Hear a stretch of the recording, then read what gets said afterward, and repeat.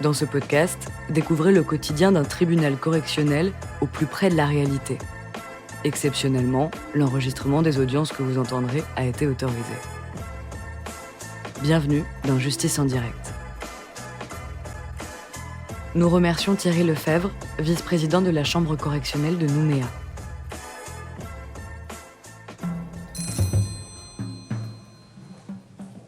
L'audience du tribunal correctionnel est ouverte, vous pouvez vous asseoir. Alors, donc vous êtes monsieur Sylvain, vous comparaissez devant ce tribunal, vous pouvez vous asseoir monsieur, je vous en prie. Vous comparaissez devant ce tribunal, monsieur, pour donc des faits de violence avec arme. On vous reproche d'avoir donc à Cala-Gomène, le 19 avril 2012, volontairement commis de violence sur Jacques en faisant usage d'une arme, en l'espèce un couteau, et ces violences ayant entraîné une incapacité totale de travail supérieure à 8 jours, en l'espèce 21 jours. Les faits se sont passés à la tribu de Baganda, à Cala-Gomène, et c'est vrai qu'elle a commencé de manière assez inhabituelle. Disons que c'est la rumeur au sein de Cala-Gomène qui est remontée aux oreilles du maire et qui a appelé la gendarmerie pour dire qu'apparemment quelqu'un sur le territoire communal avait été poignardé et avait été pris en charge à l'hôpital de Koumak.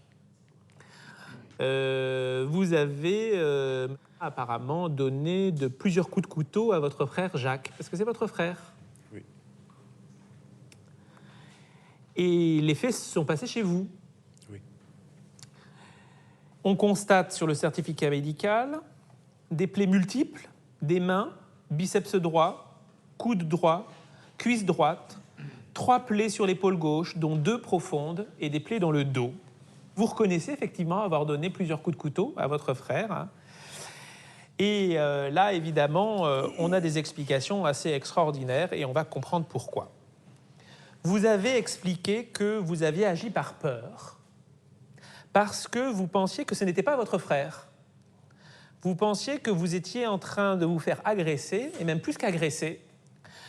Vous étiez sur le point, selon vous, de vous faire tuer par cette personne qui est arrivée, parce que cette personne arrivait vers vous et vous saviez, selon vous, qu'elle venait de massacrer tout le monde dans le village. Alors évidemment, immédiatement, quand on entend ce genre de déclaration, on pense à des problèmes psychiatriques, effectivement, compte tenu de l'irréalité totale du discours que les gendarmes venaient d'entendre, il a été absolument nécessaire immédiatement, déjà, que vous soyez pris en charge par l'hôpital psychiatrique. Vous avez été amené et vous avez fait l'objet immédiatement d'une hospitalisation d'office. Et d'autre part, évidemment, il fallait une évaluation pour le dossier et une expertise psychiatrique a été diligentée. On comprend bien qu'il y a un enjeu de savoir si, au moment des faits, votre discernement et le contrôle de vos actes étaient abolis ou au moins altérés. Alors, l'examen conclut à une schizophrénie paranoïde et une addiction à plusieurs toxiques. Pour utiliser des mots simples, monsieur, vous avez eu un dédoublement de personnalité.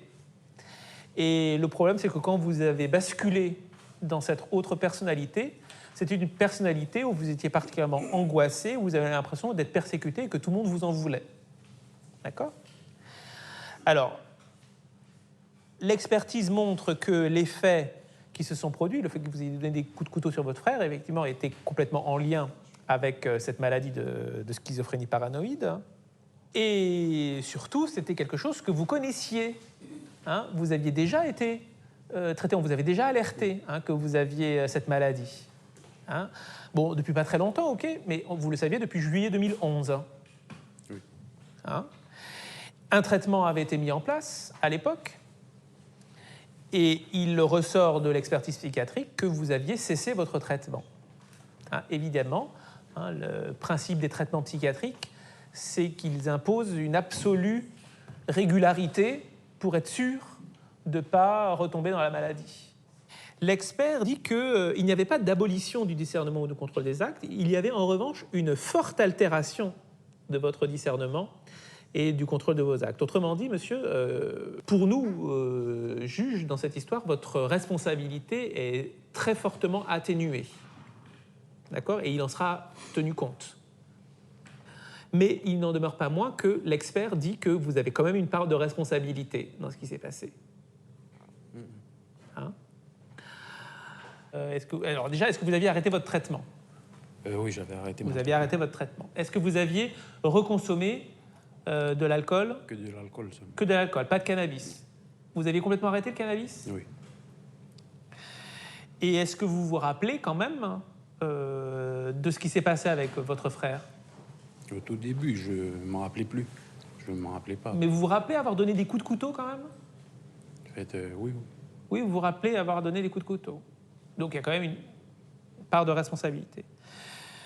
Donc effectivement, petite parenthèse, pour comprendre pourquoi vous êtes devenu schizophrène, l'expertise explique que malheureusement, comme énormément de gens sur le territoire, où on voit le nombre de schizophrénies exploser, vous êtes un très fort consommateur de cannabis. En tout cas, vous étiez un très grand consommateur de cannabis. Hein, c'est ce que vous avez expliqué. Et vous fumiez combien de joints par jour? Peut-être 8, 9, 10. 8, 9, 10. Il faut savoir que les joints ici, bon alors déjà, vous les fumez sans tabac, hein, vous les fumez, c'est de l'herbe pure, et, et le taux de substance psychoactive est 4 à 5 fois plus élevé que le cannabis que l'on retrouve en métropole, généralement sous forme de résine. Donc il est extrêmement fort. Donc c'est vrai que quand on vous entend dire que vous fumez 8 à 10 joints par jour, c'est absolument énorme. Hein. Et effectivement, ça a des conséquences neurologiques. Hein. Ça détruit votre cerveau à petit feu, il faut dire ce qui est. Et la conséquence, chez vous, c'est cette maladie de schizophrénie. Donc ça, c'est sûr, il faut que vous arrêtiez le cannabis. Pour la suite, maintenant que vous avez cette maladie, qui est due quasi exclusivement au cannabis, comme le dit l'expert, hein, il faut que vous preniez régulièrement votre traitement. Voilà. Alors, depuis les faits, qu'est-ce qui s'est passé pour vous? Vous avez été réhospitalisé? Oui. Vous êtes ressorti de l'hôpital psychiatrique quand? En août 2012. Vous êtes ressorti en août 2012. C'est-à-dire que vous êtes resté quand même 4 mois? Oui. 5 mois? 5 mois, d'accord. Et depuis que vous êtes sorti, est-ce qu'il y a quand même eu des résolutions qui ont été prises, des engagements? Qu'est-ce qui se passe au niveau de votre santé? Ben, je suivais toujours mes traitements. En ambulatoire? C'est-à-dire dehors, en dehors de l'hôpital? Oui. Vous allez au dispensaire pour prendre votre traitement ou vous le prenez de vous-même? Au CMP. Vous allez au CMP? D'accord. Et c'est le CMP qui vous... Qui me traite, oui. Qui vous donne le traitement. Et donc, vous allez au rendez-vous régulier au CMP, c'est ça? D'accord. Au niveau de votre consommation de cannabis, hein, depuis le mois d'août, depuis que vous êtes sorti de l'hôpital, où est-ce que ça en est? Ah, c'est fini. Vous n'avez plus du tout fumé? Oui. D'accord. Et au niveau de l'alcool? Ben, j'ai bu un petit peu là en sortant du CHS. Et là, je pense que je vais arrêter. Avec la connerie que... Ben oui. C'était comme au mois d'avril, c'était il y a 1 an, hein, cette histoire avec votre frère, hein, du coup, avec tout ce temps qui s'est écoulé. Hein. Ok. Actuellement, monsieur, vous revivez en tribu? Non. Non? Je suis sur Nouméa. Vous êtes à Nouméa, d'accord. Et vous, monsieur, vous êtes toujours à la tribu? Hein, d'accord. Et... Alors, j'allais vous demander comment se passent les liens familiaux. Je vais peut-être plutôt vous demander. Hein, donc, vous m'avez entendu. Hein, j'ai rappelé un petit peu ce qui s'était passé. Est-ce que vous auriez eu quelque chose à ajouter sur la façon dont ça s'est passé? Oui, ou pas spécialement? quelque chose. Oui. J'ai travaillé à la pêcherie du Nord. Oui. Et je suis obligé de prolonger mes maladies parce que c'est à cause de mes tendons. Quand ils m'ont coupé. Et voilà, j'ai quelque chose à vous dire aussi. J'ai mes 2 gosses. L'autre, il a 13 ans. L'autre, il a 9 ans. Voilà, l'autre, il a 9 ans. Il m'a vu. Il m'a dit qu'il est traumatisé. J'ai essayé de voir un psychologue pour le poursuivre. Parce que il m'a vu... Vous avez été en arrêt pendant combien de temps, monsieur? 1 mois ou 2 semaines. D'accord.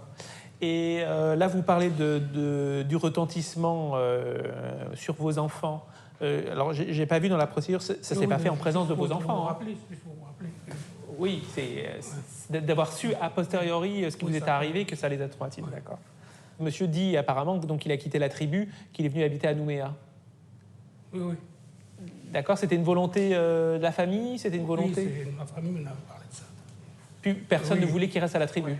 On voulait pas qu'il C'est un reste. danger pour nous. D'accord. Pour la famille et pour moi aussi. D'accord. Donc vous êtes à Nouméa maintenant, vous avez quitté la tribu. Vous vivez de quoi actuellement, monsieur? Vous travaillez, vous avez un salaire? Oui, je travaillais, ça fait 1 mois que j'ai arrêté mon travail. Ça fait 1 mois que vous avez arrêté votre travail? C'est dans la sécurité. Vous étiez dans la sécurité? D'accord. Donc vous vivez de quoi tous les mois actuellement? Ma paye, quoi. Votre paye, elle est de combien? Et pas trop le SMIC, un peu moins que le SMIC. Un peu moins que le SMIC? Donc un peu moins de 150 000? Moins. Moins? 130, 120. 130, 120. Et vous avez droit à quelque chose, une allocation, quelque chose, non? Pour l'handicap, oui. Oui, mais pour le handicap. Quand je suis sorti du CHS, mais j'ai jamais... Vous n'avez encore jamais touché pour Oui, l'instant. et c'est pour ça que je cherchais un travail. D'accord. Alors, votre casier judiciaire fait mention d'une condamnation, 1er juillet 2009, dégradation sur bien d'autrui, commis en réunion, 5 mois d'emprisonnement avec sursis. Est-ce que vous avez des questions? Non? Alors, monsieur, est-ce que vous souhaitez vous constituer partie civile? C'est-à-dire, est-ce que vous souhaitez demander réparation? J'ai demandé intérêt. Oui. Oui? 900. Vous demandez 900 000. 900 000 francs. D'accord. Vous êtes tous les deux de statut coutumier? Oui. Oui? Ok. Alors, vous pouvez vous asseoir, monsieur. Alors, monsieur le procureur, vous avez la parole pour vos réquisitions. Oui, je vous remercie, Monsieur le Président. Monsieur le Président, Mesdames, Messieurs du tribunal, s'agissant des violences, vous l'avez rappelé, Monsieur le Président, ce sont des violences sérieuses qui ont été portées à l'encontre de son frère. Vous avez rappelé qu'il y a évidemment des antécédents en matière de psychiatrie. Il y a un diagnostic qui a été posé de la part de l'expert psychiatre qui nous parle de schizophrénie paranoïde. Dans la mesure où il n'y a pas d'abolition du discernement, je demande évidemment au tribunal d'entrer en voie de condamnation s'agissant des faits de violence volontaire aggravés. À titre de sanction, je pense qu'il faut là encore s'appuyer sur les déclarations et sur le rapport d'expertise qui a été communiqué au tribunal. Relever effectivement que l'expert indique que monsieur, s'il y a un sevrage au niveau alcoolique, s'il y a un sevrage au niveau cannabique et s'il y a une prise régulière des médicaments, peut avoir une attitude qui est totalement différente. Il faut en tenir compte, je pense, dans le prononcé de la sanction. C'est pourquoi je propose au tribunal de prononcer à son encontre une peine de 3 mois d'emprisonnement, assortie d'un sursis mis à l'épreuve dans l'intégralité pour la peine d'emprisonnement, avec une obligation de soins qui me semble évidente le concernant, sur une durée de 3 ans, dans la mesure où les soins qu'il va devoir suivre vont être des soins sur du très long terme.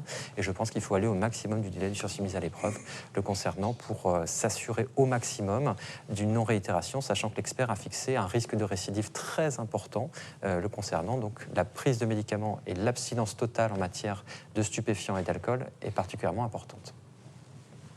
Je vous remercie, monsieur le procureur. Monsieur, vous avez la parole en dernier. Avez-vous quelque chose à ajouter à tout ce qui a été dit? Pour mes actes que j'ai faits, je m'excuse envers mon grand frère, parce que je ne savais pas ce que je faisais. Et sinon, j'ai rien d'autre à dire. Le tribunal vous a entendu. La décision sera rendue après la suspension de l'audience.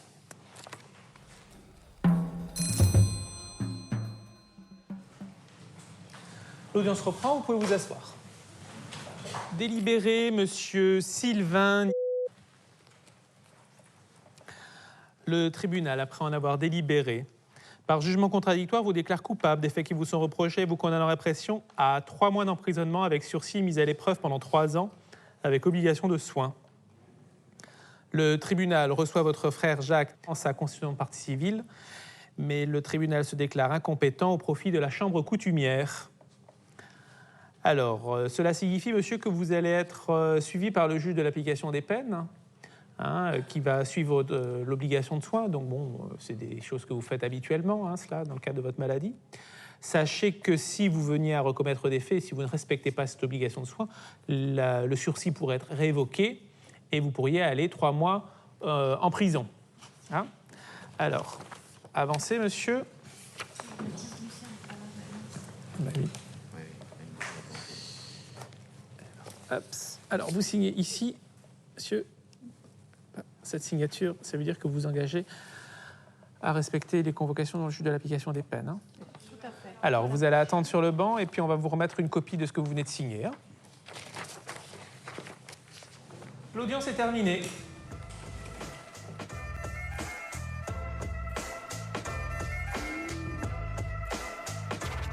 Vous venez d'écouter Justice en direct. Si vous avez aimé ce podcast, vous pouvez vous abonner sur votre plateforme de podcast préférée et suivre Initial Studio sur les réseaux sociaux. Justice en direct est une coproduction Initial Studio et Morgane Productions. Ce podcast est une adaptation de la série documentaire En direct du tribunal, produit par Morgane Productions, écrit par Samuel Luret et réalisé par Nathalie Kawam. Production exécutive du podcast, Initial Studio. Production éditoriale du podcast, Sarah Koskiewicz. Montage, Camille Legras.